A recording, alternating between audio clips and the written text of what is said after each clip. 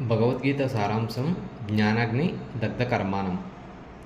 ఆత్మజ్ఞానం కర్మ కౌశలం, బ్రహ్మజ్ఞానం నిష్కామ కర్మ, ధ్యాన స్థితి ధ్యాన ప్రచారం.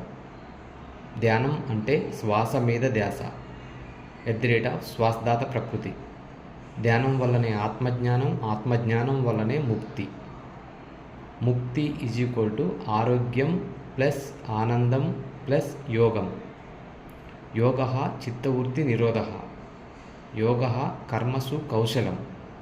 అందుకే మానవుడి నిండి జీవితానికి 2 ఆరోగ్య సూత్రాలు: 1 శాకాహారం, 2 ధ్యానం. So be a vegetarian, do meditation. That is the solution for all. It is all about being human dream of a better place. That is global spiritual motto at the rate of Intergalactic Federation. కనుక మనందరం శాకాహారం తిందాం, ధ్యానం చేద్దాం, ప్రకృతి మాట విందాం, భూమిని నీటిని శుభ్రంగా ఉంచుదాం, ఆరోగ్యంగా ఉందాం. Thank you friends. Thanks a lot to all. నచ్చితే లైక్ చేయండి. తప్పకుండా మీ బంధుమిత్రులకు అందరి ఆరోగ్యం కోసం షేర్ చేయండి.